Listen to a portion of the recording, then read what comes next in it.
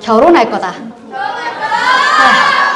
나는 나이 들어서 어른 되면 결혼해야지. 손 들어볼까요? 오케이. 자, 손 내리시고요. 지금 손 안 드는 사람은 결혼 안 할 건가요? 자, 나는 결혼 안 할 거다. 난 비혼주의자다. 손 들어볼까요? 있네요.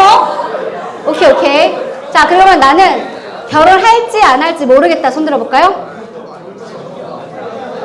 손 안 든 사람은 뭐야?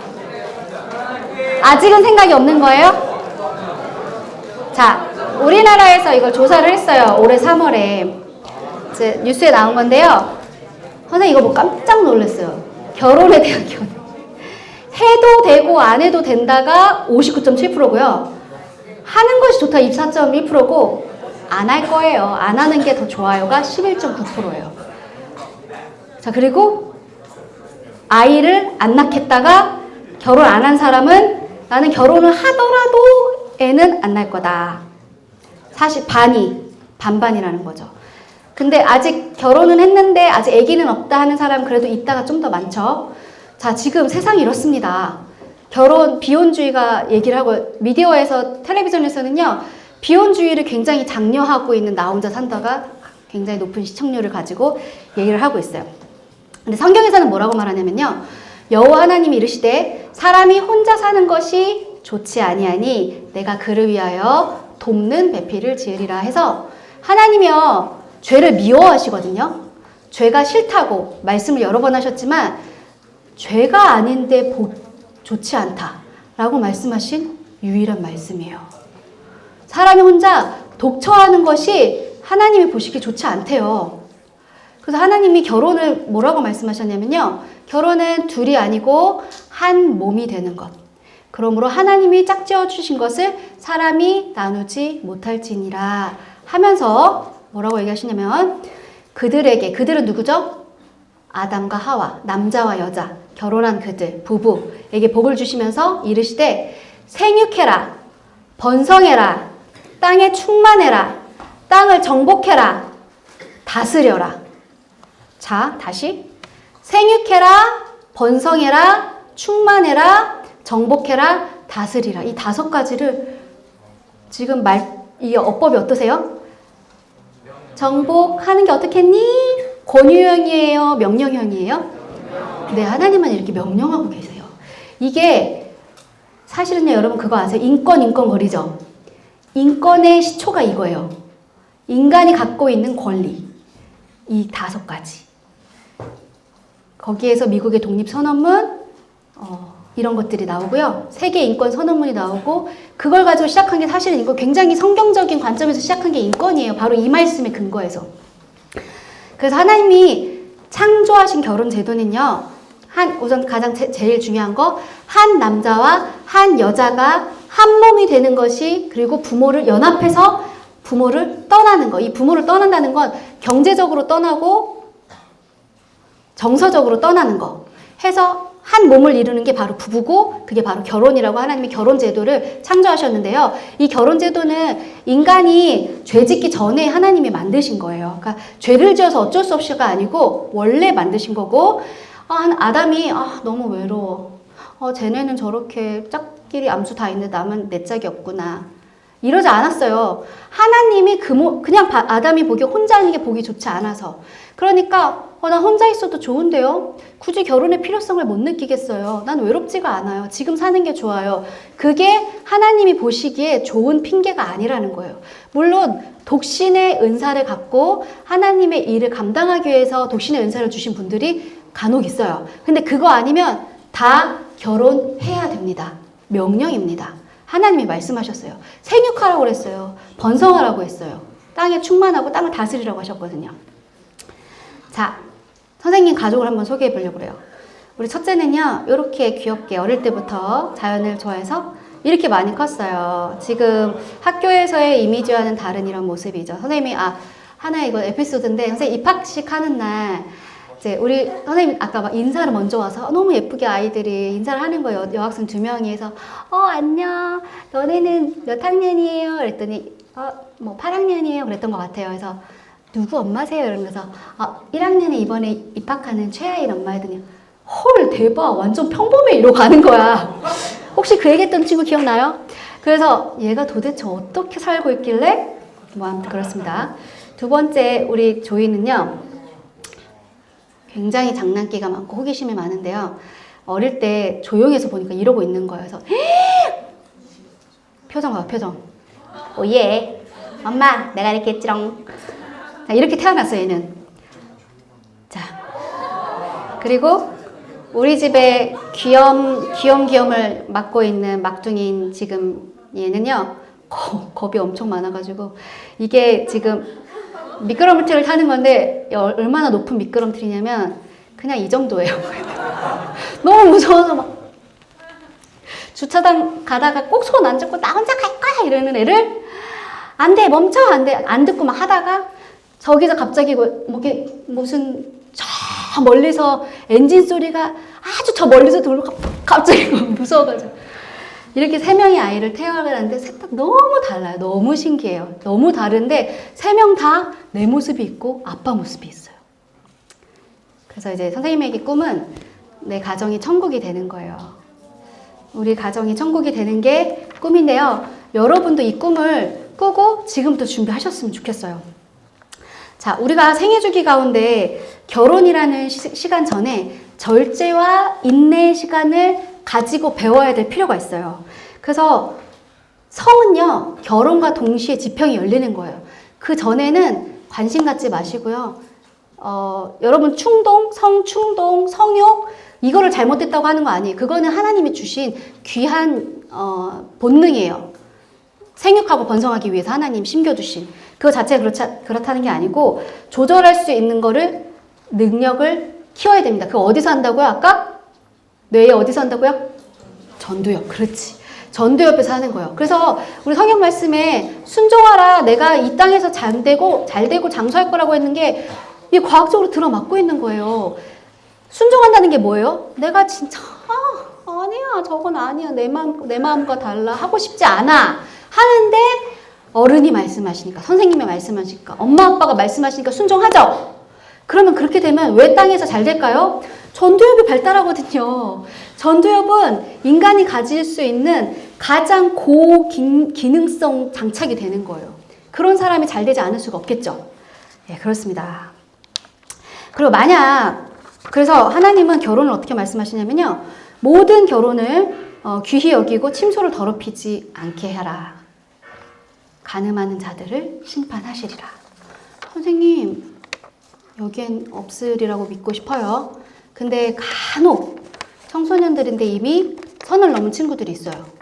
선생님, 저는 이미 간음을 저질러 버렸어요. 끝났어요. 저는 이미 끝이에요. 아니요. 여러분 만약에 죄를 깨달았습니까? 그러면 회개밖에 답이 없어요. 내가 죄를 깨닫는 거는 축복이에요, 여러분. 내가 길을 돌이켜서 하나님께로 다시 돌아올 수 있는 좋은 기회인 거예요. 그래서 회개하십시오. 어떻게 회개하냐면 구체적으로 회개하세요. 아주 구체적으로. 기독교적 세계관을 말살시킬 수 있는 가장 좋은 방법이 음란물이에요. 아까 우리 선생님이랑 얘기했죠. 사람이 그걸 보면은 공격성이 강해져요. 왜냐면 음란물은 그 사람을 하나님이 천하보다 귀한 존재로 만드셨는데 그 음란물에서 사람은 어떻게 묘사가 되냐면요. 성욕을 풀기 위한 하나의 도구로 유물론적인 관점으로밖에 보여지지 않아요. 그걸 보고 나면 우리가 사람을 보는 태도가 달라져요. 이 땅에서 우리가 반드시 해내야 되는 과제가 뭐라고 그랬죠? 하나님을 사랑하는 것, 그거를 드러내는 것. 하나님을 어떻게 사랑한다고요? 하나님의 형상대로 지음받은 내 이웃을 내 몸과 같이 사랑하고 하나님이 우리를 위해서 독생자를 보내서 내 아들을 십자가에 잡아 죽이신 것까지 그만큼까지 나도 누군가를 위해서 그 영혼이 잘 되기 위해서 잘 된다는 건 뭐라고요? 그 친구 구원받도록 하나님 앞에 예수님 믿을 수 있도록 예수님 뜻대로 살 수 있도록 될 때까지 내가 나를 희생을 시켜야 된다는 거예요. 그런데 그런 존재인 그런 부르심을 받은 우리가 음란물을 보면 어떻게 된다고요? 그 사람이 사람으로 안 보이는 거예요.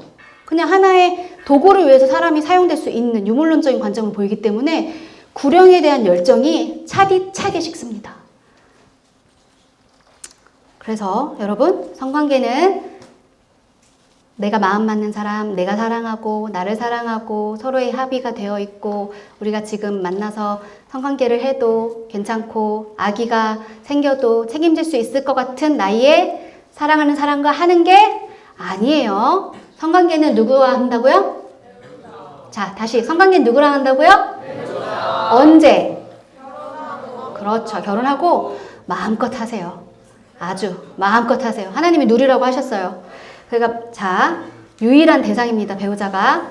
그래서 남자와 여자가 결혼을 하면요. 생명이 찾아와요. 이게요. 처음에 산부인과를 가면 처음 장면이 요거를 보게 돼요. 저 까만 점 안에 아무것도 안 보이죠? 그런데 스피커를 갖다 대잖아요. 쿵쿵쿵쿵쿵쿵 너무나 힘차게 나 여기 있어요. 잊지 말아요. 성인보다 더 빠른 속도로 더 세게 쿵쿵쿵쿵 소리를 내요.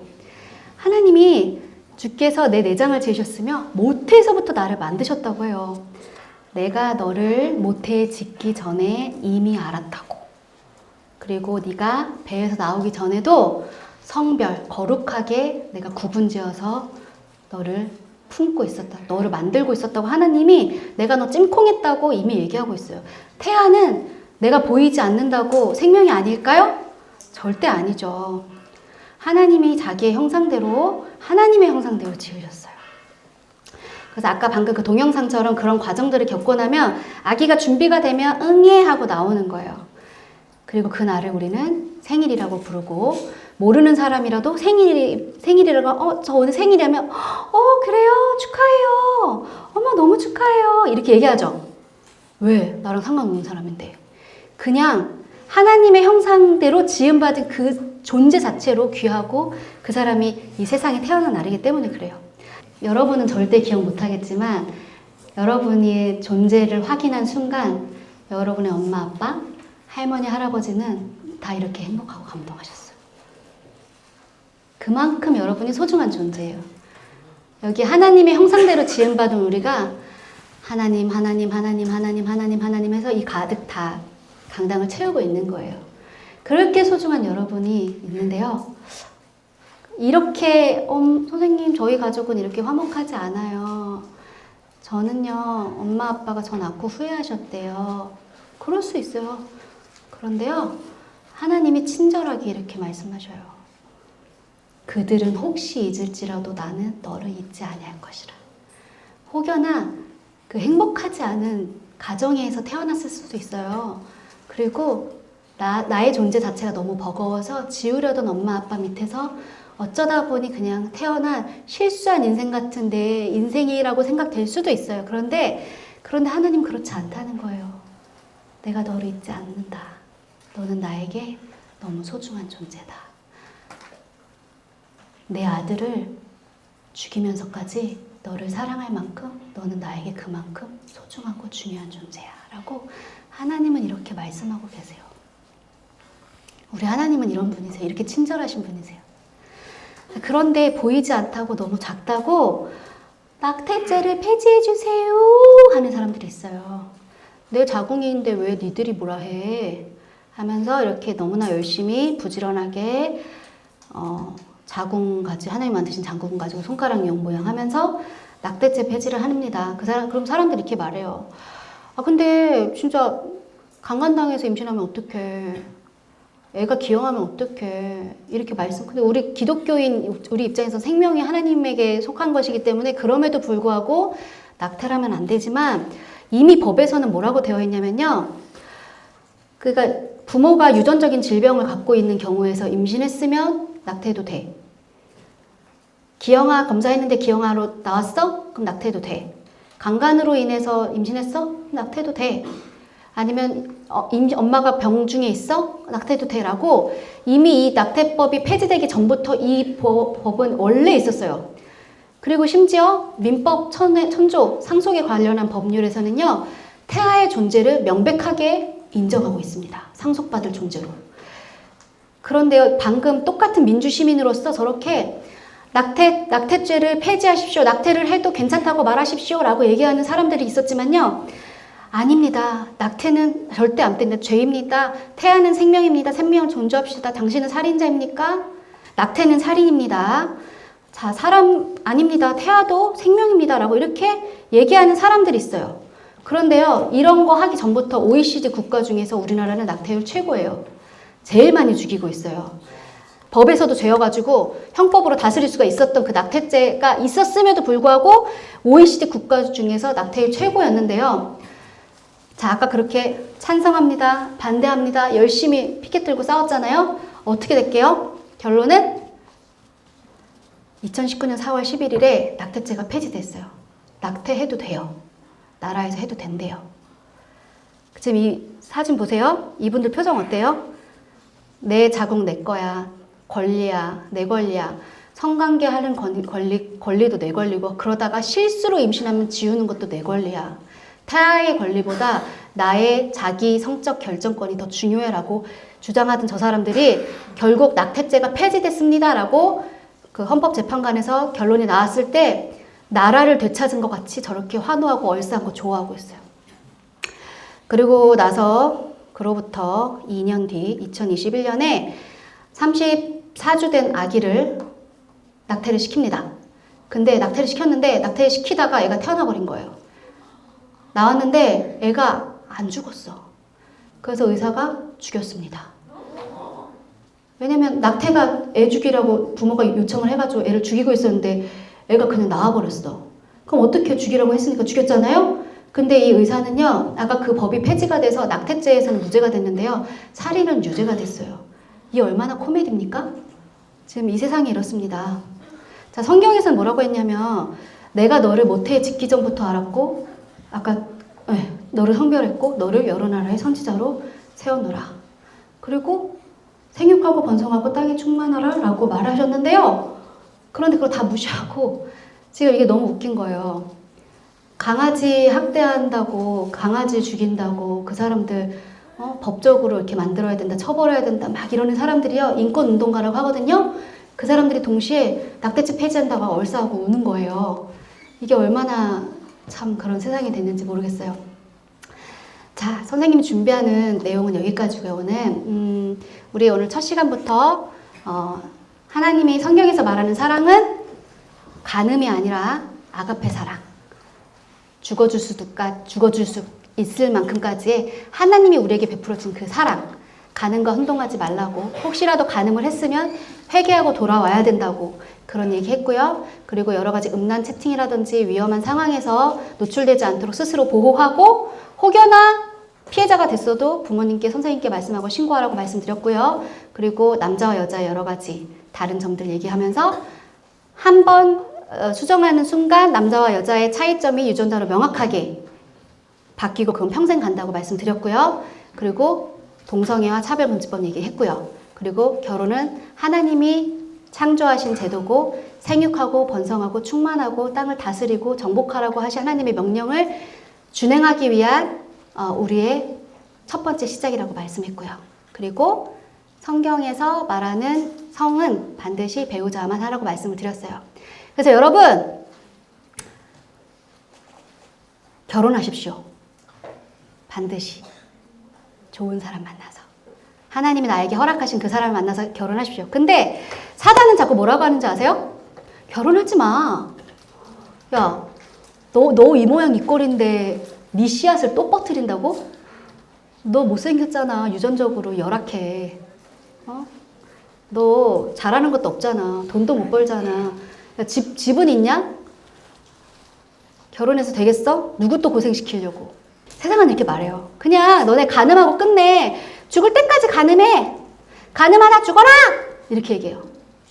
그리고 너의 씨앗 남기지 말고, 아무것도 남기지 말고 끝내. 계속해서 얘기합니다. 근데 하나님은요, 너는 너무 사랑스러운 존재야. 나는 네가 많아지길 바래. 네가 번성하길 바래. 이 세상을 가득 채우길 바래라고 말합니다. 여러분, 지금부터 기도하세요. 저는요, 여러분 나이 때부터 기도했어요. 진짜로. 여기만 잠깐 에피소드 얘기할게요. 선생님이 기도 노트를 13가지를 적었어요. 결혼하기 전에. 학생 때 그 13가지를 놓고 기도를 했거든요. 그래서 잊고 있었어요.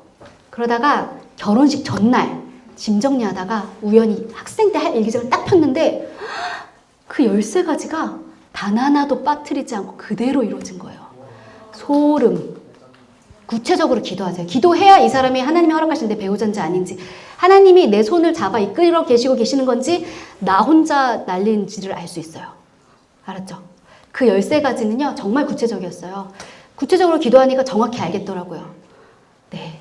그래서 여러분, 지금부터 꿈꾸면서 기도하시고 멋진 아담이 멋진 하와가 되셨으면 좋겠습니다. 자, 이제 저희 선생님이 이제 마지막 설문조사를 준비를 했는데요. 요거를 오늘 잘 들었는지 어떠셨는지 좀 작성을 잠깐 해주시면 감사하겠습니다. 너무 긴 시간인데 너무 잘 들어주셔서 너무 감사합니다. 고맙습니다.